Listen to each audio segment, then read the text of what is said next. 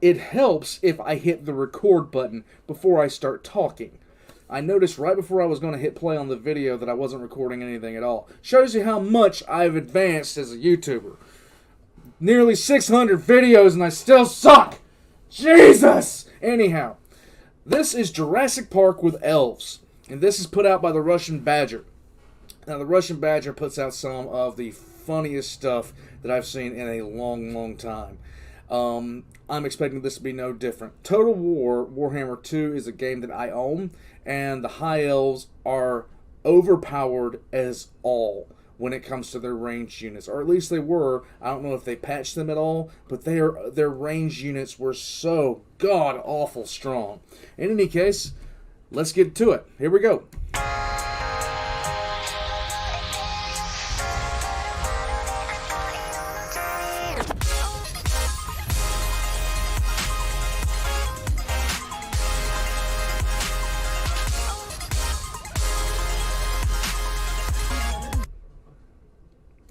There's a reference here that I wish I could remember.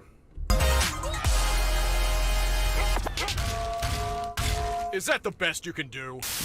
Real-time strategy games are boring. This is boring. You're boring. What if I threw in a dinosaur? Wow, really? One whole dinosaur. What about a dinosaur riding another dinosaur?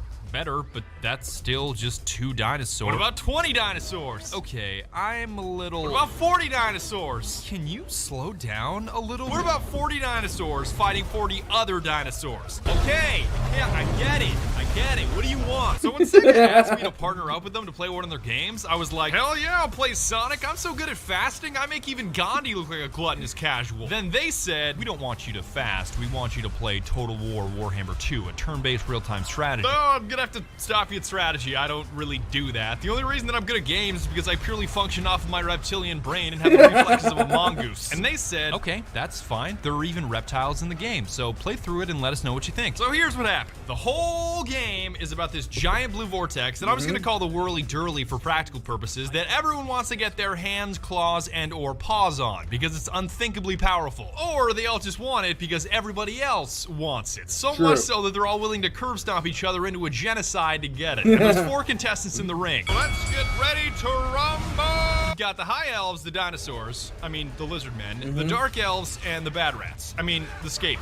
Whatever. The High Elves are called that for a reason, because you would have to be high to choose them as your race. The types of people that choose High Elves are the same people that eat only vanilla ice cream, go to bed on time every night, and eject their USB drives before pulling them out. So if you end up selecting them, please uninstall the game for picking the most boring faction imaginable. Lizard Man? Totally top tier here. Fighting against these guys is like fighting against gravity. The more you try to resist, the harder it's going to hurt. And you better believe it's going to hurt.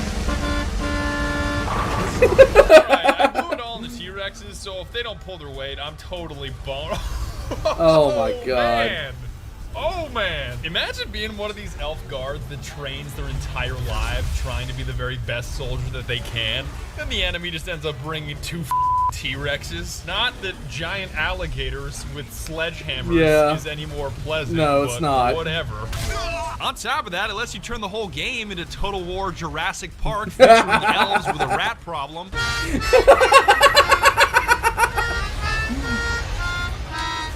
Oh my god.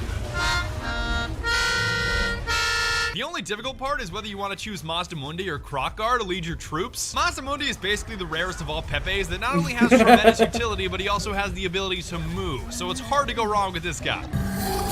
Krokgar is also an excellent choice because the only thing scarier than a dinosaur is a dinosaur riding another dinosaur. He can slice through enemies like he was born with a silver Miyabi knife in his mouth. In case reptiles aren't your thing, the Dark Elves aren't terrible, but I wasn't too sure about how Sega would feel about me choosing them. Hey guys, welcome back to my Dark Elves Let's Play in Total War Warhammer 2, sponsored by Sega. Now the first thing you're going to want to do is maximize slavery. Yeah.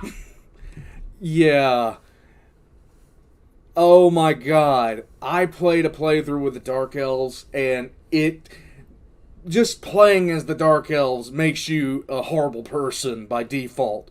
Because in order to make them work, you have to literally enslave a mountain of people to make your economy work. It is mind-numbingly morally ambiguous. I'm definitely not condoning slavery, but in this fantasy world, it does make your economy outrageously robust. So it's something to Insanely consider. I guess that would powerful. also make your lord into much more of a tyrant than a leader, but Malekith is a pretty baller option with the Okay, Malekith is beyond a tyrant, let's just be clear. Before the A's of 6 shit, Malekith was no. obvious side effect that you're commanding the biggest edgelord in the universe. It's almost like Creative Assembly said, what if we took the edgiest villain in the history of the lore, pushed him into a vat of razor blades, covered him in the strongest, darkest armor possible, and threw some pointy antlers on top for good measure? Yeah, seriously, Malekith is an edgelord. Beyond an edge. And he's having a sexual relationship with his mom. And that's not an exaggeration, that's actually happening. That's disgusting! With these ashes, my son, Ah! a revenge.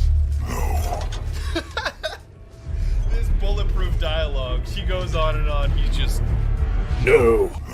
Seriously, this guy's so edgy, I'm not even sure he could spread jelly on toast without lacerating himself. The other option here is his mom, Marathi, and blowing past their weird, possibly incestuous relationship, she's Definitely basically the incestuous inverse. So relationship. instead of Maximum armor. she's more like... Minimum armor. And finally, we have the Skaven, aka Bad Rats, aka our entire strategy is built on overwhelming you with sheer numbers that will either render your best laid plans useless or completely ruin your ability to command your troops because your graphics card is bursting into fiery tears.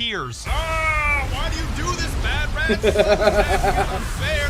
So many of you. Cutting out the antics, these guys are amazing and come highly recommended if you're not a dinosaur person. Okay, so now that you know what you're fighting for, and you've met who is fighting, how do you win the fight? You win by completing 5 rituals where you connect with the vortex via a special beam. Just picture it like a bonfire. Now, in order to start this bonfire, you need fuel, which in the case of dinosaurs are plaques, which you can accumulate by gaining control of settlements, stealing them from enemies, or completing quests. So that's it then. Now all I have to do is curve stomp my enemies into oblivion, eat anything that remains, and enslave the survivors. How hard can that be? Well, let's pause for a second and think about this microcosm of a T-Rex. How do you afford to keep a T-Rex fighting for your cause? Money, but not just money. This is a T-Rex we're talking about here, and he costs It's true. hella bread. Economy. How are you gonna recruit a T-Rex in the first place? Technology. How is your T-Rex gonna know who he should slaughter and who he should not slaughter? Diplomacy. All these words ending in Y add up to the biggest word of them all. Strategy. Strategy is nothing but a series of decisions divided by turns that either shove you ahead of your enemies in the race to the whirly-durly or make you fall behind. You know, I'm just spitballing here, but I'm pretty sure being on turn 144 and only having one ritual done Is a bad not thing. very good. For example, you just crushed some dark elves. What do you want to do with their settlement? Okay, so I guess I can occupy, which means that I'm gonna crash there from now on after I murder everybody. I can loot and occupy, which means that I'm gonna enslave everybody, take all their money, damage their buildings, and crash there. True. I can sack, which is like all of that other stuff, but minus the leave. crashing part, and I can raise, which is more or less just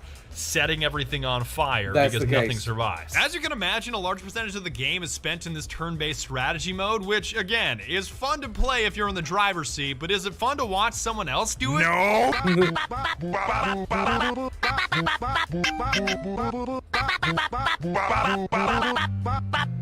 Like, are you really that interested in watching me micromanage every settlement and decision? Probably Not. So because I don't want this video to be 60 hours long, here's the greatest strat known to mankind, which also happens to have an extremely low success rate. But if you want to roll the dice and claim victory with a glorious comeback, here's what you gotta do. Hey, give First it a thing, shot.